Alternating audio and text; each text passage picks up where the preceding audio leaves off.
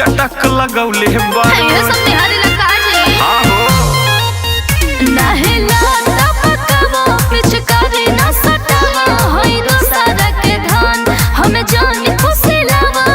होलिया में जीजा खातिर ना टोका टाकी बा। होलिया में जीजा खातिर ना टोका टाकी बा। खाली चोलिए रंगले पानी पूरा देहिया बाकी बा। खाली चोलिए रंगले बानी पूरा देहिया बाकी बा। खाली चोलिए रंगले बानी पूरा देहिया बाकी बा। काहे बोलई बाड़ू?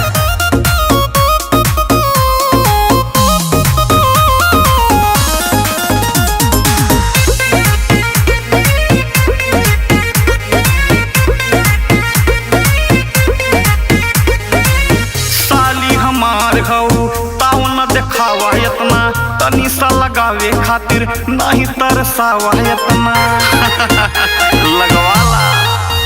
पीले बड़ो तो शराब करबो मेकअप खराब रंग डाले के बहाना गड़बड़ाई बनी जा। राम स्वरूप विनोद के रंग तोहरा पे हावी बा।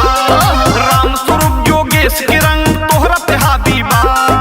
आयो दादा खाली चोलिए रंगले बानी पूरा देहिया बाकी बा। खाली चोलिए रंगले बानी पूरा देहिया बाकी बा।